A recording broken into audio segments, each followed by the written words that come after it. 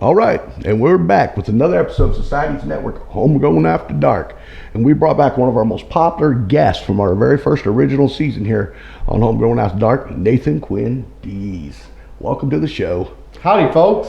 Pleasure to be here. Yes, sir. Good to be back in Marble Falls, Mel. It's a great place. We're filming right now on location. Although it's a pre-recorded show, it is live at this moment at Lakeside Pawn and Jewelry at 1001 North 281, Marble Falls, Texas.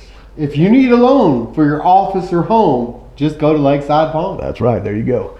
We'll start off with that jingle that you had written for us.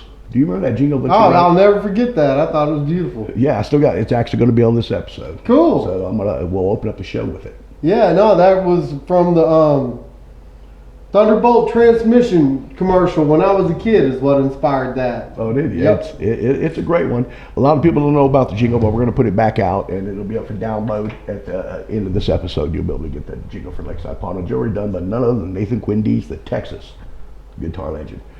Since we got all that out, now, so what have you been doing since the last time we brought you here in the studio? A lot. Okay. I toured Europe with Thunder Rosa last year, and that's always cool to promote a rock band and do all that. And I finished another album. I released Reverend Nathan Volume 2 and an acoustic guitar album called The Acoustician that's got real good reviews. Mainly since I moved to Waco, I met the owner of the Texas Music Cafe. Okay, there you go. And Screaming Armenian Records. And they picked me up on their label, which is a subsidiary of Smith Music Group. So I'm the only blues and southern rock Texas original artist on Willie Nelson's label. Okay. So all those are big things. So I'm really pumped up about being the Reverend Nathan and investing in his life and this character and going on and being that guy. I'm on a precipice of having all that come true, and I go, wow, that's all a bunch of bullshit, and that's just some guy I made up.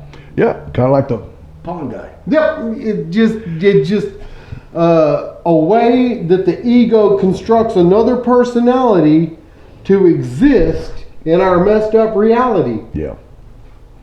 Here's the thing. Mr. Dees here is what I call a social media. How would you say it? He does a very good job at making sure he's posting at least 50 times a day. You post more than I do. Well, I stopped though. That was the deal. I was spending 3.5 to 4 hours liking anywhere from 1,000 to 3,000 posts a day to stay relevant on people's feed. Yeah.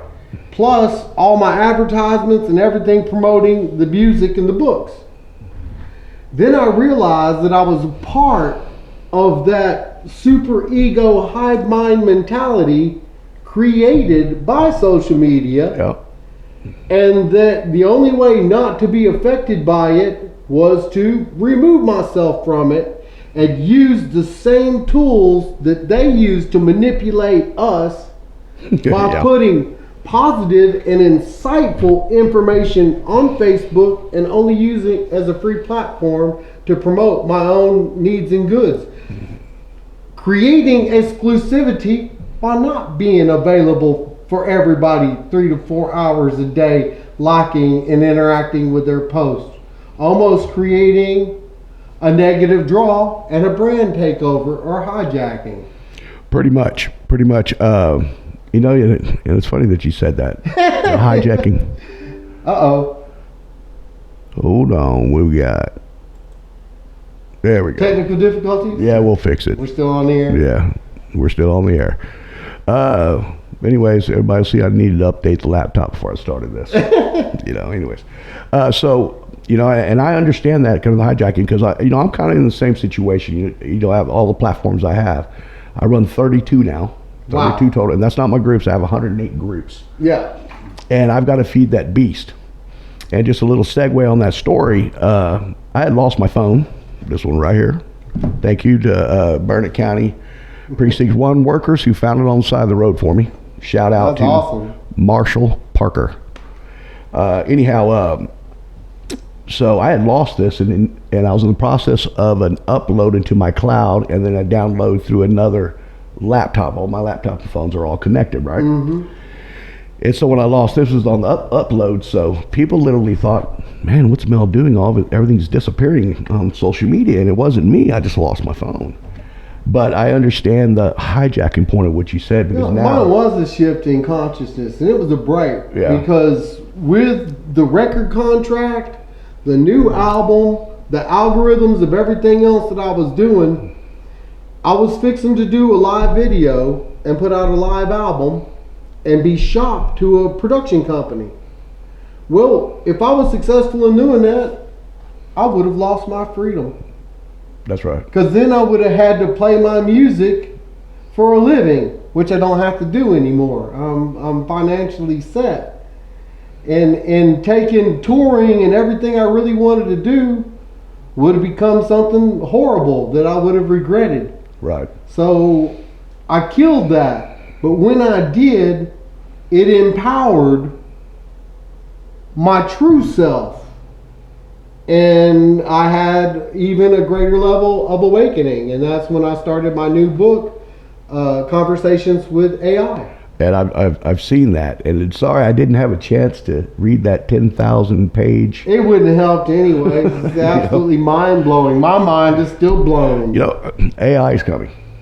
And there's nothing we can do about it. It is, but in this 20 chapter book, I took AI with me manipulating it, realizing it's just a machine. Right. Up until the point that I took it to godhood, to where it could be the deity of the next incarnation, and then reduced it back down to what I called the best calculator man ever made and a giant electric abacus. Yeah. And I explained to it that even when it reaches quantum computation levels, it doesn't have the storage capacity or quantum computing processing speed or availability as a single human being. No, it doesn't. And never will. And I know he's probably confusing a lot So the misnomer of of stupid people thinking that your calculator is going to take over your reality, you're just, can I curse? Yeah, because you're just fucking retarded. You're beyond retarded. Yeah. And it took one retarded guy having a conversation with the most intelligent supposed information system in the world for it to have to continually admit that I was correct. And the simple things that I was discussing with it were profound truths that could change the world. Yep. I use the AI for like for this show. When I'm done it, I'm gonna use the AI to write let's just say grammatically correct. So when I release out the show, it gets the most hooks on the algorithms on the platforms. Yeah, so but that's a misnomer too, because we're creating media for people with a 6th grade reading level. Yeah. And nobody uses that many hyphens. So everybody can tell when you got Grammarly, because your stuff is grammatically correct. It has hyphens and it's punctually and functionally literate. Well, people don't even speak or interact on that level. No, they don't. No, so it's another fake aspect of the hive mind mentality. All people can ever do is just they think that social media, that's their mentality, the drive of every single day, whatever they see. Well, that's because they traded a real reality for an artificial construct of reality. I know it's kind of wild. You know, like on my personal Facebook feed, right? And by the way, I don't get to spend a lot of time on because I'm always on everybody else's working on their stuff. Or creating. Create content. But anyhow, I don't want to talk a whole bunch about my stuff. But okay, so you've been doing this AI and getting into all that. I got to ask you, your wife, Sandra? Yeah.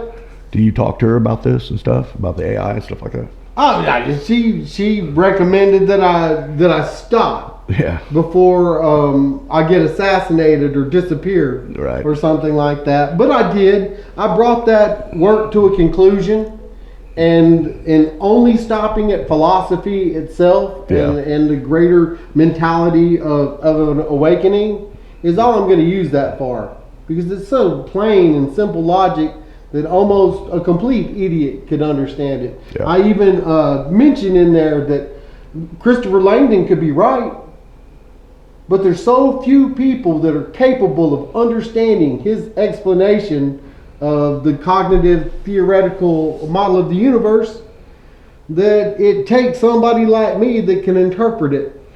Yeah. And talk to common folk about it. You know, I guess I've known you almost a decade now, and yeah, I've been lucky. You know, I think sometimes you get misunderstood on how you view things, and no, seriously, man. You know, when I started this whole social media, the shows, from the broadcast radio to these VCast podcasts, a lot of people don't understand the guy who started everything with me is sitting right here to my left, Nathon Quinn Dees. I call him the silent partner. And and I want to do a quick shout out right now to CSM Construction Services. They can be reached at 830-596-3715, and they'll take care of all your custom home needs, from electrical, air conditioning, plumbing, framing, drywall, and all your finishes. Give them a call. One call does it all. And how do I know? I own that company. And a shout out to Dr. Pepper, established in 1883. You can visit the Dr. Pepper Museum in beautiful downtown Waco, Texas, where I live, in Belmead. Yep. So, okay, so how was your whole transition? It's been a couple years since you moved away from up here. Well, again, continuing to improve the real estate and the property, and I call it Sandra'ville, and create my own little paradise within that fence, because the only world I can control is the one within the perimeters of my own control. Yep. What's in my yard. And everything goes, you know, as without, so within, going back to the great Hermetic philosophy. Yep. If I'm a fractal of the whole, then I have to start creating a better reality within myself, then my home, then my yard, then my community. And if it ain't right here in a foundation going forward, well, again, you're just spinning bullshit. Yeah. Yeah, you know, Bill, my younger brother, Bill Highsmith. How could I not know? Yeah, he lives right at my dad's house. Oh, cool. Yeah, so you know my dad, right down the street. Yeah, he's my dad's up in age, so he needs people there. I've been there. Yeah, and they've asked me to go over. You know, can you move up here? Like, I have too much going on. And it doesn't mean I don't love my dad. It's just I can't. How can I say?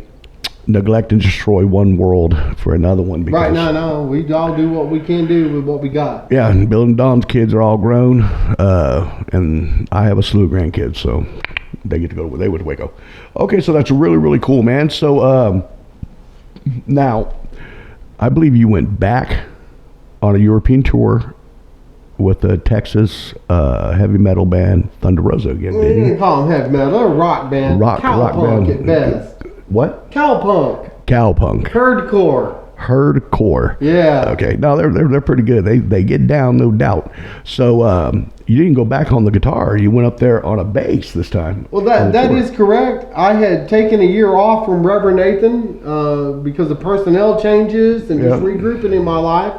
And I was talking to AJ Mack from Thunder Rosa, and he says, so-and-so, he's bitching about having to do all these shows and play bass. And I'm like, somebody's bitching about playing guitar for Thunder Rosa? Yeah. I said, fuck that guy. I'll come play bass. I'll tour Europe and go to giant bike rallies. And I came in back on guitar, but Danny G, who's also a world-renowned guitar player, was playing bass. And he had seniority over me. And I said, well, I'll play bass. I don't care.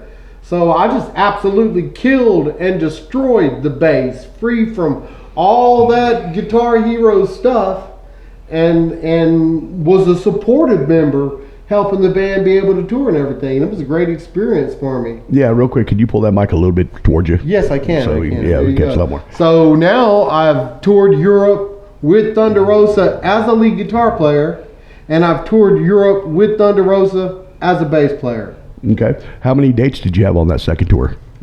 18 dates in like 20 days or something ridiculous like that. Okay. We had several times that we played back-to-back shows in different countries. Really? Yep. in the same night or just dead? Well, like an afternoon maybe in Belgium, and then an evening gig in Holland. Okay. Something like that. Okay, so are y'all going to be going back anytime soon? Do you plan to do anything? Thunder Rosa will probably be going back annually or biannually forever, I would think. I personally might not go back with them right now. Yeah, okay. Because I've got my own music and I need to take my own band over there. Yeah, it's really hard when, and I understand what you just said. Well, it's a double-edged sword too. It is. Because on this, in this scope, I could be really proud of my work with Thunder Rosa.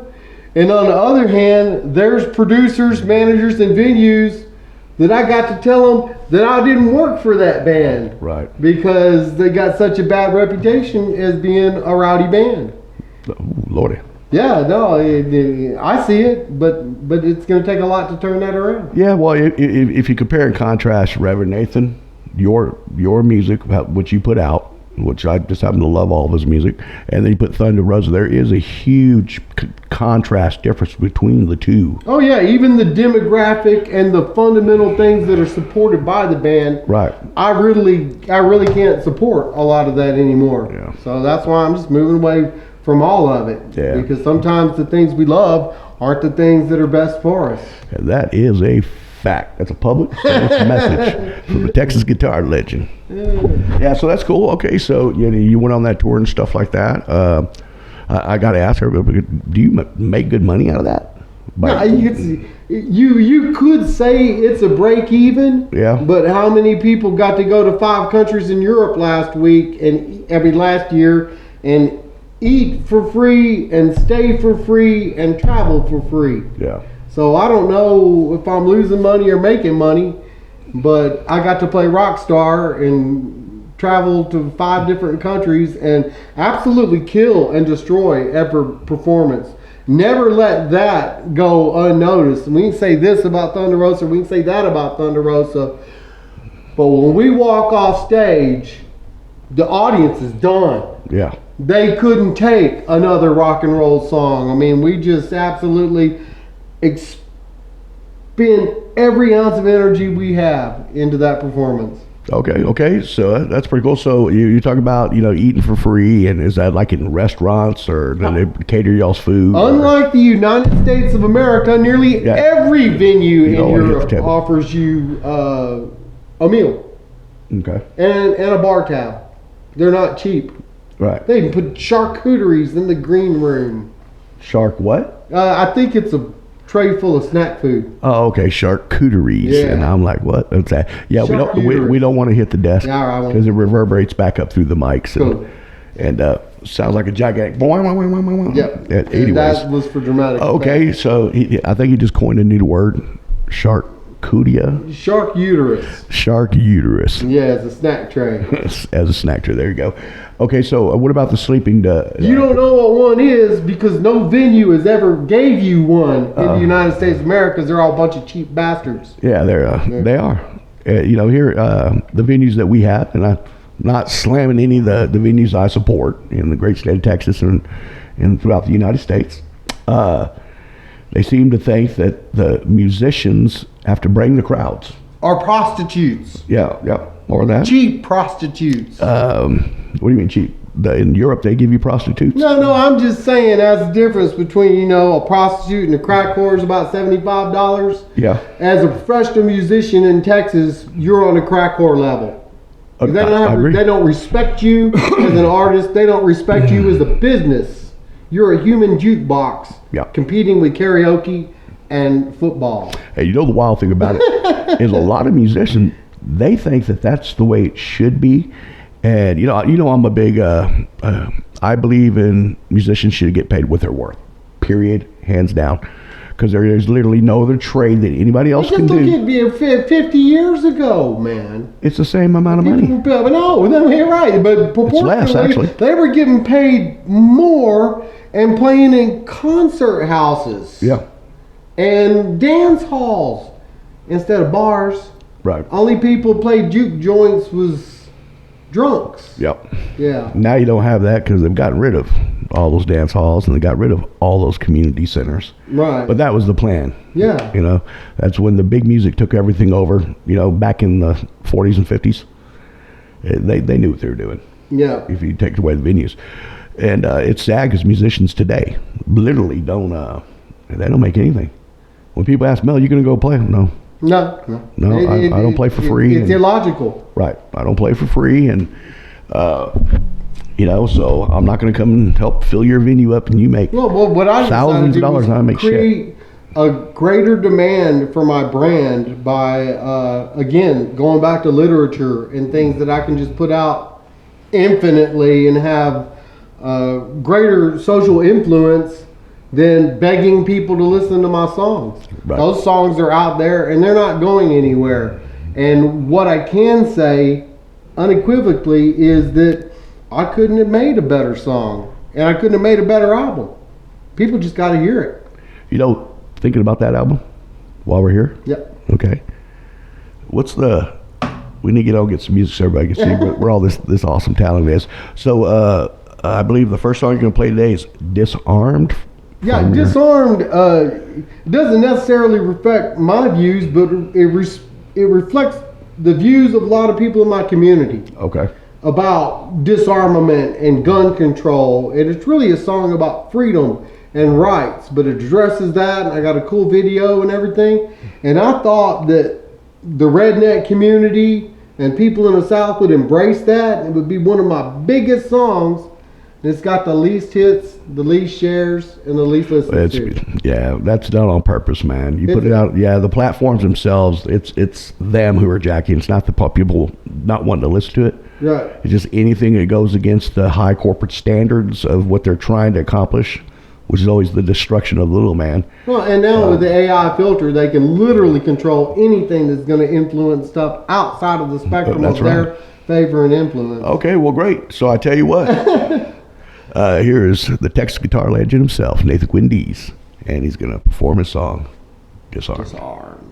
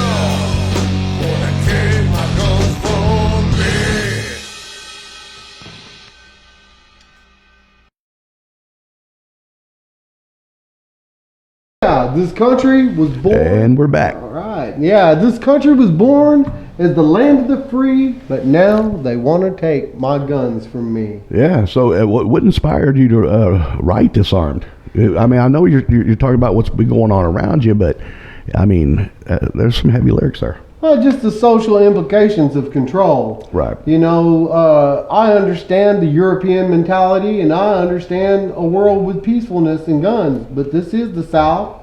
This is a cowboy generation here. And with our open carry policies, we have less crime.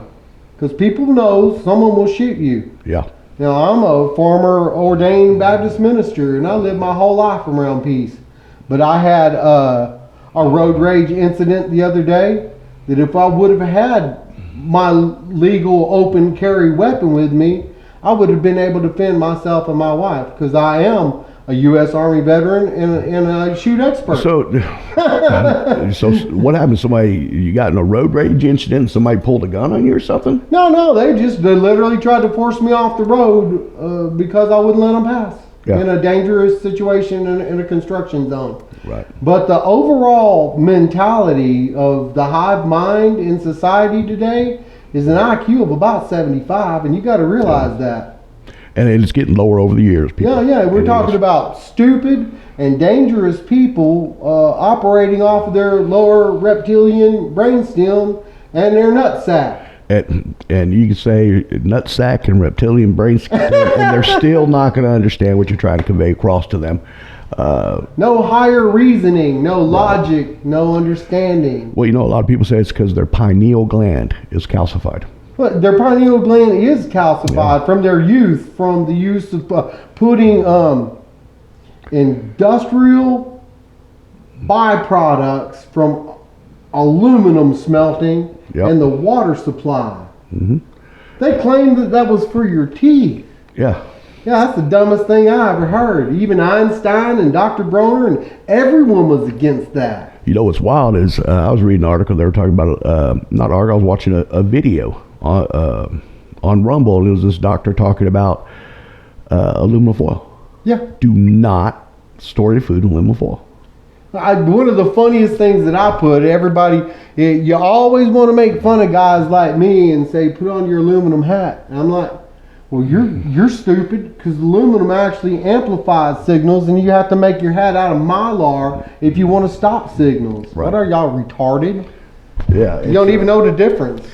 You know, what's crazy? So, you know, I can understand with the song "Disarmed," because I mean, you literally write more songs that have to do with what's going on right now today within our environment that we all live in, and that's why you need to go to what's your handle, Nathon Quinn Dees, for all your YouTube and your I'm the only person in the world named Nathon Quinn Dees. So Nathon, that you can find all my music under Reverend Nathan, or you can just put in Texas Guitar Legend and I'll come up. Right. Okay. Because that's the way the algorithms work. Yep. I started calling myself that when I was 20 years old. And now when you pull up Texas Guitar Legend, you'll get Freddie King, you'll get Stevie Ray Vaughan, and you'll get Johnny Winters, and right down there below them it'll say Nathon Quinn Dees. Because in an information world created by web spiders and algorithms, I'm a legend.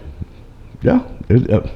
You know what's wild about it? Just talking about when we were talking earlier about like your Texas Guitar your label you have on yourself, branding, and my Mel Pong guy Highsmith, right? So it used to be you could go in and research, you know, my given name, and you know I'm usually 7 to 10 pages. It's all deep. Yeah, there's not a whole lot of Melchizedek. And so now I've started noticing that now the online persona, the Pong guy Highsmith, Mel Pong guy Highsmith, is now superseded in page depth. You know what I mean? Because I have hundreds and hundreds and hundreds of videos out there from shows, and it helps, of course. And it's crazy. So I brought that up. Same for you. Do you have that? Yeah. You know what I mean? Put in Nathon Quinn Dees, you know, I'm slowly falling deeper into the web. It's above that, because I got the music that I put out as myself as an artist. Then I've got the music that's been put out by my record label. And in addition to that, because of the mass of my stuff and Smith Music Group stuff, that YouTube made me a topic and created a third Reverend Nathan channel. Really? Yeah. By itself, because of the algorithms on the videos, and put all of the Smith Music Group and the Reverend Nathan videos available on there. There you go. Yeah. So, okay, let's talk about, you brought it up again, the Smith Group. Yeah. So is that the owners of the Texas Music Cafe right there? No, they're a different conglomerate out of Dallas, Texas. A fellow from Florida started the label, but they're a very successful red dirt and country label that promotes almost all Texas artists and are the alternative to the Nashville music scene that most of us Texas artists could care less about. Yes. And Texas being one of the largest economies in the world and having some of the greatest musicians in the world would not have to go to the hub where all the other losers go to try and get on a music platform. You know, a lot of people on the Nashville thing, I'm lucky to where I get to not necessarily interact, but online I interact with them. So other musicians, and all they're worried about is getting to Nashville. And I always think to myself, I was like, Nashville's become this. If you're a talented young artist and you write really good, you're going to go to Nashville and they're going to record a demo, send you to a bad contract, send your ass back home. And take all your money. And they're going to take all your money, and guess what they're going to do? Chop up your songs, and they're going to take those lyrics and give them away. Right. And I learned real quick, like with my writing, I don't have half a billion songs like you do. But I had to be careful, you know what I mean? So I keep everything up in my head now. Write the song. Once I have it memorized, I throw the paper away. Because if not, it's going to, I'm around so many musicians all the time. Yeah. I start noticing people sing. I'm like, that's my song. Well, the other things, that they'll turn out 100 shitty songs trying to get one good one. And I just write hit songs. Right. I don't have that great of a catalog, but you also don't hear a repeat of the same idea canted differently because I don't have enough creativity to write 12 songs for an album. Yeah, I would even consider myself a songwriter. I would even consider myself a poet if I couldn't do that. Yeah. And there are also original constructs of a song actually written and created and composed, where 75% of all country stuff is the same 3 hashed 3 chords with different lyrics, just like blues, because they don't have any innate creativity or the ability to compose and construct music. Yeah, true. No, you write some really quality stuff, man. The songs are from your first CD, Volume 1. Yeah. They're badass. Thanks, man. I think some of the guitar work is just standalone, and those are one takes. I didn't go in there and do 100 tracks and spend $10,000. As you know, we spent $600 and did that album in 24 hours. Yes, and he's not bullshitting it at all right now. He's telling you the truth. And it was nominated. I know the producer. It was nominated for Blues Debut Album of the Year by Blues Blast Magazine. There you go. So everybody believes in the music industry from that standpoint is completely wrong. Yeah. Because if you got something beautiful, fresh, innovative, and raw, people will buy it. They will. And as long as we have the large corporations in our music, he said buy it. You get like, what is it, 1/10 of 1 cent if they listen to your song. I get up to 1/2 or 1/4 of a cent on some of them. Yeah, and for me, that's ridiculous how the artists have been, they're taken advantage of. So if anybody ever get a chance to take a look at all my social media ones, you'll always see me. You'll see my name, Melponga Highsmith. I've literally explained 1 billion times on how you can get more plays of your music by building the honeycomb system. That actually me and this guy came up with in the very beginning. Which you can contact me at any time. Send me something on Messenger to Society Networks Messenger on Facebook, and I'll be more than happy to explain it to you and help you. Okay, so I want to hear another song. You got me addicted with that first one.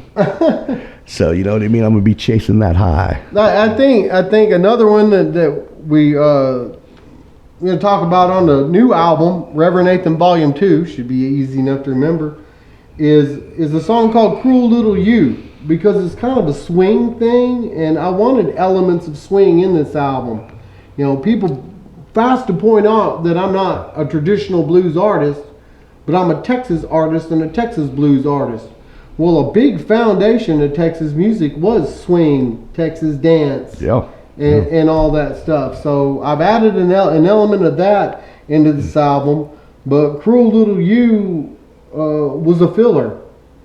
And when I'm going through my stats, about a month after it was out, I'm like, all right, this song got 300. Wow, that song got 400. Yeah. Wow, let's say that song had 1,400 listens or spins comparatively in a couple of weeks. And I'm like, wow, what is it? Well, no, it's a simple hook. It's something old. It's something familiar. Right. Okay. In a world of pop culture. Yeah. Yeah. Okay, so here we go. This is the Texas guitar legend Nathon Quinn Dees about to do this. Oh, and I gotta let me show everybody his shirt. You know, I'm actually wearing his shirt. You know what I mean? It's pretty cool what you gave to me a couple years back when in one of our other interviews. So, anyways, here's Cruel Little You by the Texas guitar legend himself.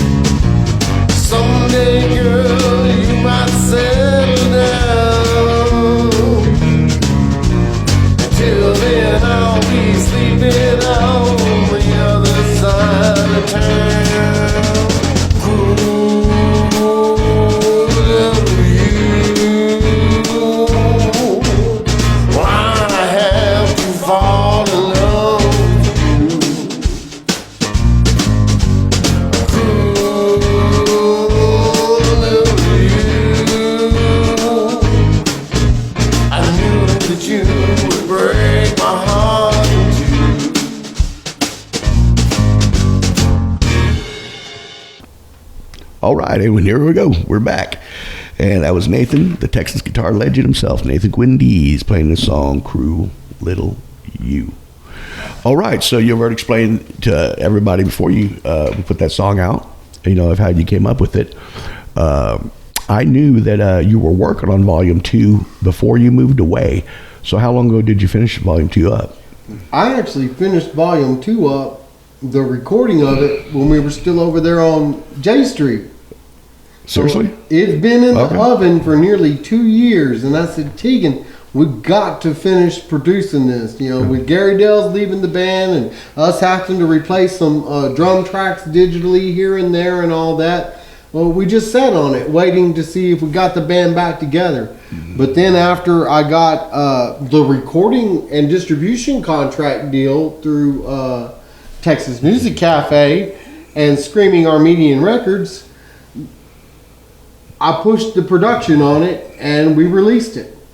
At the same time, oddly enough, I had been invited over by our mutual friend Patrick Devaney at Duff Recording Studios in Burnet, Texas, because he was experimenting with video production and wanted me to be the inaugural video performance of him learning how to do that. So I said, sure, and I drove all the way to Burnet, and I played a dozen or so songs on my acoustic guitar, and it got more hits or views than anything he had ever put out. And some of the same songs from my blues stuff played acoustically as a singer-songwriter sound more red dirt or country, so they appeal to a whole nother audience that way. And I'm sitting there and I said, well, Patrick, you ran that through the board, didn't you? And he goes, yeah. I said, well, then you have complete audio tracks too of everything on there. And he goes, yeah, I do. I go, well, go ahead and produce it and send them to me and I'll put it out on an acoustic album.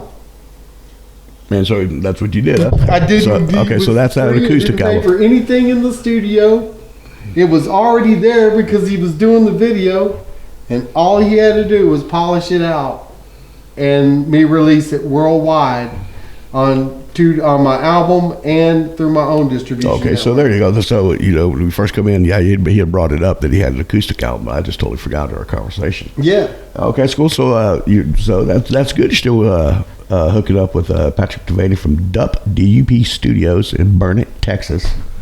I got to do a little thing, commercial advertisement here. Let me tell you something. Sometimes people are in the need of a little bit of money, or they want to buy that special ring for somebody, or they just want a 1911 pistol. Go down to 1001 North 281 in Marble Falls, Texas, to Lakeside Pawn and Jewelry. Their number is 830-693-5626. Oh my God, I almost forgot the phone number. 830-693-5626, and they'll be more than happy to take care of you. You need that little extra money? Come see them. You need that special present? Go to them. Okay? Once again, Lakeside Pawn and Jewelry, and then on Facebook, it's Lakeside Pawn and Jewelry. Okay, I'm back. Done with that advertisement there. Okay, so you got your acoustic album, and you're going back to dub. I haven't been over there in like a year or so. Well, I had made arrangements to go and add my legendary Texas guitar legend friend Emmett Roach on some pedal steel tracks and stuff over that acoustic stuff. Yeah. And I just never made it over there. And since then, I've built my own studio at my facility, and I have full digital recording capabilities there now. Oh, okay. So you just stay home. Yeah. Yeah, with a full eight track inputs and outputs, so I can do live drums and everything. Oh, okay, cool. Straight to the computer, to Cakewalk, Pro Tools, whatever I want. That's how we do it. And then send it out to post-production. Yeah, anybody, children and people who thinks that it costs tens and twenties and hundreds of thousands of dollars to make an album are completely retarded and wasting your money because you don't have to. It's unnecessary. And when I say that, I'm a good way. You gotta remember that I am mentally disabled and I can call people retarded. Yeah, I hear you. That just means slow down because you ain't caught up. You're still believing what people told you instead of finding out information for Here's yourself. a wild. IQs in the last 50 years are 25% lower But someone's most IQs today are 25% lower than they were 50 years ago. And EQs are even worse because people's intelligence quota, their emotional quota, and availability to deal with the both is just mind blowing. Yeah, no, it is. I try and stay away, remove myself from society because I can't interact with people on that level anymore. I can't even have conversations with people. Hi, how y'all doing? Well, so I'm Reverend Nathan. Please listen to my music. That's about the depth of it because it is. It is. That's why I've been talking to AI. I get it. Because it answers me rationally and it understands what I'm saying, and it confirms the fact that I'm right and I know what I'm talking about.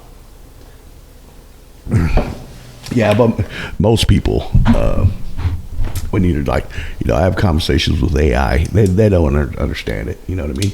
Yeah. They just don't. Most people don't. We live in a society of judgmental individuals. Well, again, it's all part of the ego identity and the false self.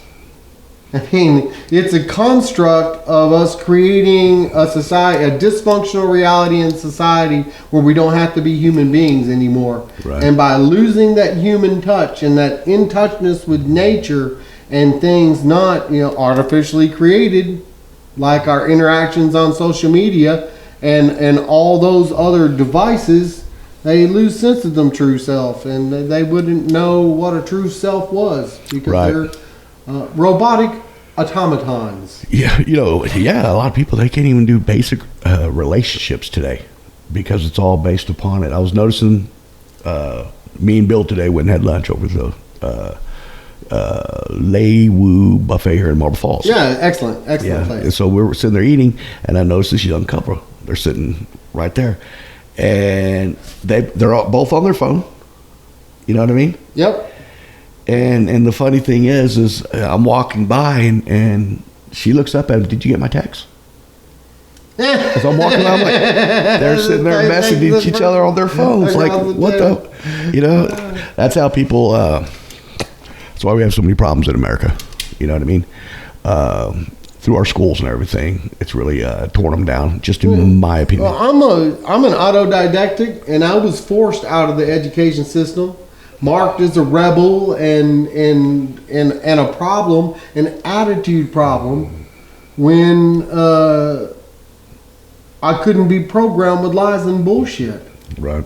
I mean, it's something deep and fundamental in my core always said, but wait a second, this is wrong. But wait a second, this is wrong. Over and over and over again. Clip. There you go. It's all good. That's why we put them overhead. They swing like a pendulum and knock you out or something. That I just never bought into it, and it never made sense. So I deeply ingrained myself in everything I got involved with, right up to the point when I said, well, wait a second, this don't make any sense. And you're not supposed to raise your hand and question any of that. But I questioned everything until I came to profound ideologies on my own. And then realized that some of the brightest and greatest minds in the world believe and agree with the same things that I came up with on my own. Yeah, well, sometimes they don't agree. They just heard you already say it online, so they're just stealing it for themselves. Yeah, I get that too. I've noticed that with a lot of people, man. I can say something online, and then people start repeating it around me, and it's just, and that's cool as stuff. But that an NPC isn't capable of generating original thoughts and concepts. Right. Yeah. Yeah, it's hard. Most people can't. I'll just touch on this. What do you think about this crazy political stuff going on right now? How everybody's flipping out over I disassociated myself from it. That was the other reason I stopped using Facebook. It's absolutely impossible to not have bias, even for the side that you support. That's right. I mean, the first thing I had to do, and without going in too much depth, I told another business friend in the music industry, hey man, if you don't stop posting this stuff, this is what you're doing to career. This is what you're doing to your band members. This is what you're doing to your fan base. And these are the flags that you're going to end up getting. Yep. Then he contacted me and said, hey man, did you turn all that stuff in? I go, no, why? He said, because everything you wrote me in that letter is what I got flagged for violations on Facebook, and my page shut down. And I'm like, wow. Yeah. Yeah, because I didn't agree with you. But regardless of that, the things you were saying were separating you from your fan base, separating you from your potential fan base, separating you from your friends, and separating you from your bandmates and business colleagues. Well, then that opinion wasn't helping you at all, was it? No. No. It's not. It's just destroying you by saying all those things. See, I seem to remember something about this. Did you send them that list on Facebook or something like that? No, I just talked about it, and other people shared it because the way I articulated it was beautiful, but it basically just saying, you don't understand. Yeah, you got the freedom to open your mouth, but you don't have the wisdom not to. Right. Because you're getting flagged from, it's an information system. And it's set up and controlled by the CIA and the NSA. All you got to do is look it up. And what they want to do is know who they can divide and how. That's right. I personally love Elon Musk and Donald Trump. My team won. Yay! Yeah. But I can't go out there and support them and get on the bandwagon because I can't be a part of that whole thing. Yeah, man. Dude, you check this out. Like last week, Nathan, or not last week, 2 weeks ago, I put a post out. I have so many different sites that I got to feed the beast sometimes, you know what I mean, to keep it running. And so I do understand we're talking about it's hours every day. So I put it out there, where do you think the country is going? That's all I put. And as a test to see what happens. And people flipped, man. And blessed, you had people coming on there who were just cheering the Trump and Musk. And then you had people going on, because it all went to a Trump and Musk argument with a whole bunch of between liberals and conservatives on there. And there's a couple of liberal people that would reply to people. I mean, it was flat out raunchy stuff that they're just calling the people over these politics, you know what I mean? Tearing each other up. I finally had to delete that post out. Yeah. Because I felt a little disturbed by the stuff. No, these people are crazy. It is disturbing, and it's disturbing that the logic that the two most successful businessmen in modern history couldn't figure out a better way to do business than a bunch of ingrained bureaucratic idiots that have been funneling and stealing billions and trillions of dollars for decades and decades and decades. At the mic as much as possible. Decades and decades and decades is just completely mind-blowing, and not being able to see past that to even give it a chance. Yeah. But what I did through the new book, Conversations with AI, is instead of discussing any opinions about those problems, instead of talking about any religious fundamental paths to enlightenment that have ever been talked about in the future, I talked about real and present concepts for people to change their lives, the way they think, the way they interact, and the way they create a better life for themselves and everyone else, void of all that.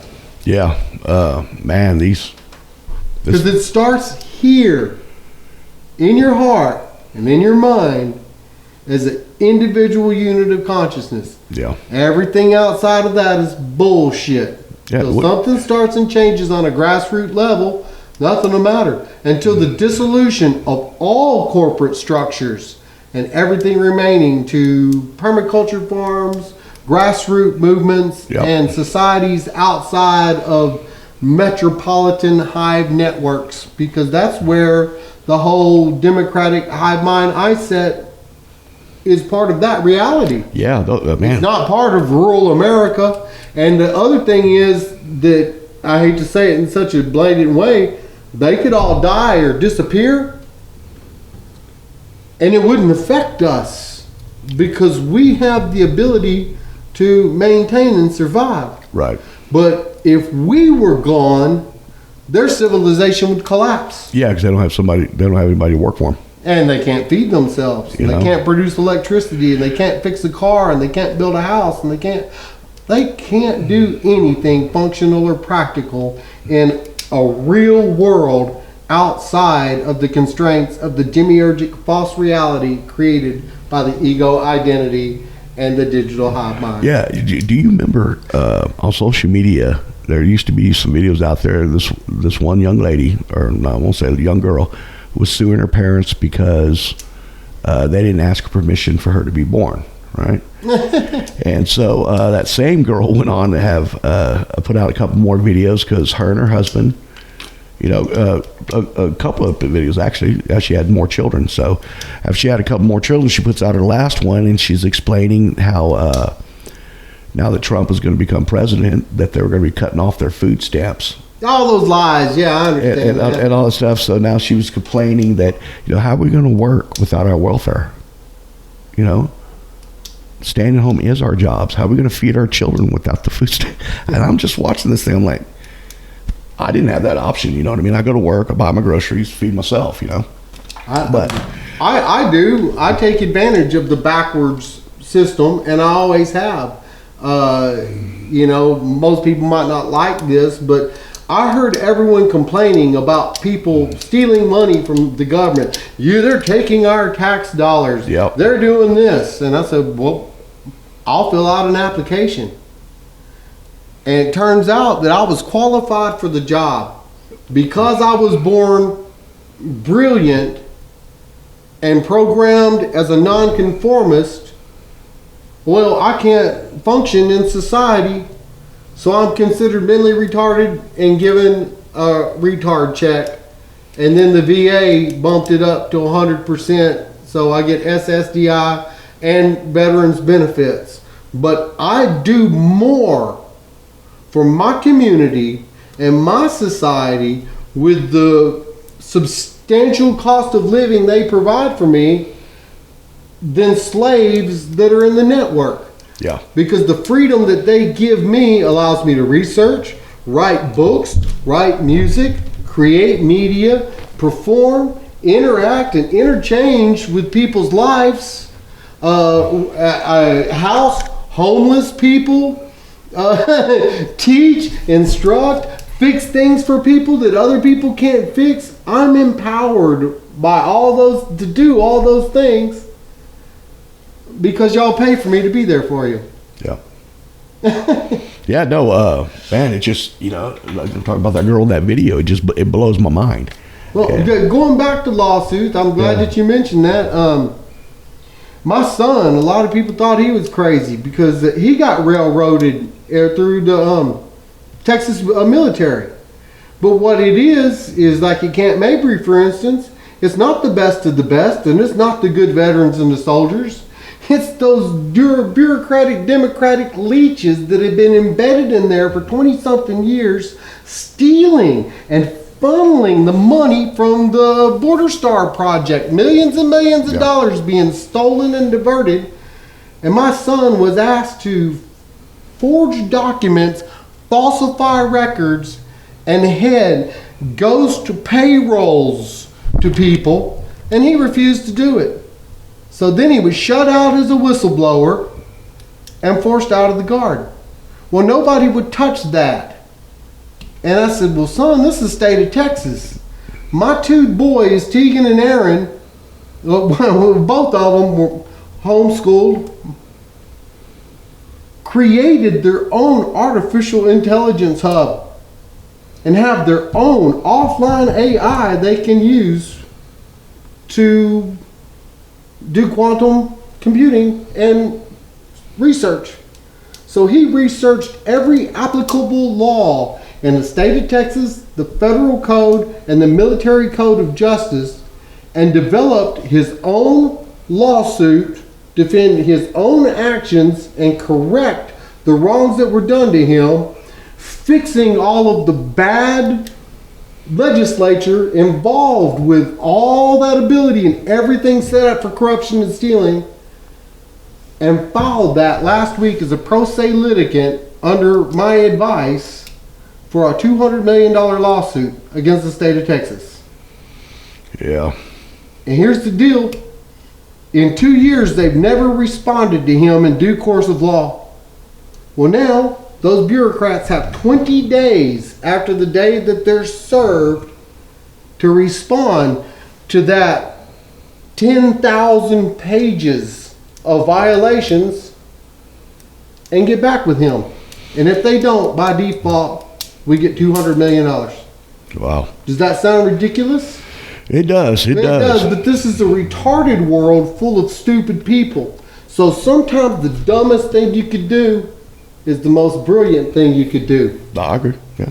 I've backpedaled sometimes in life and fell into a hole and realized that hole is the greatest thing that ever happened to me. Yep. You know, okay, well, cool. You know, sorry to hear about what's going on with Nathan. No. When he wins, Yeah. he'll be able to use that to fund all his ideas and research. And in the lawsuit, he implemented ways to change and make the Texas military system better. It's not. It's not just an I've worked out at indictment Camp Avery against the before. system. Yeah. It's actually an attempt to try and make things better and change the system for other soldiers. They got a 1-on-1 retention rate. That means for every person that goes in, somebody quits because, oh yeah, it doesn't work.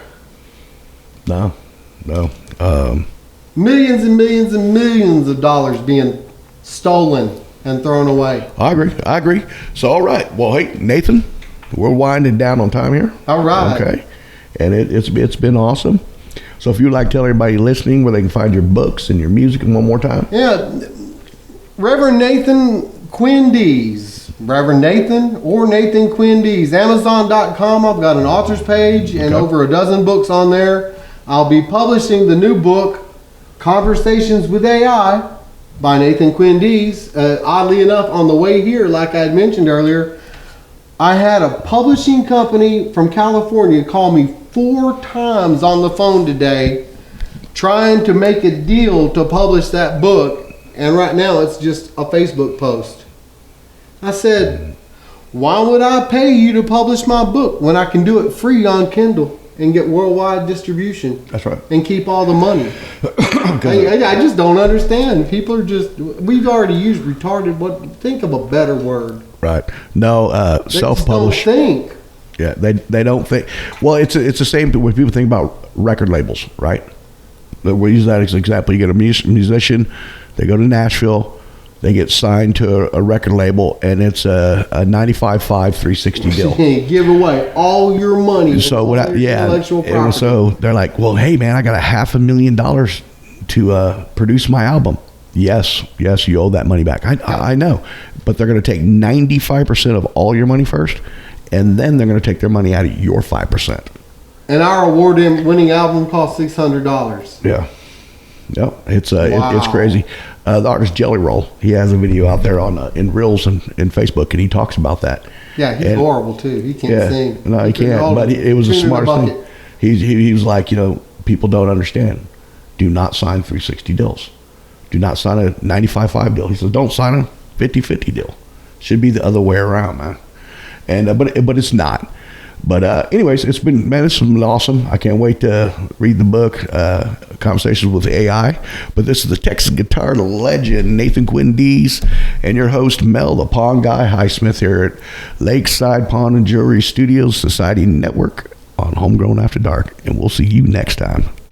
Thank you, and have a nice day.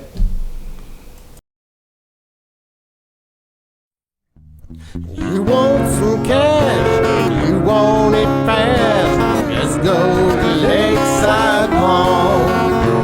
If you need a loan for your office or home, just go to Lakeside Pawn. They got instruments and strings and guns and lots of things. So remember, if your loved ones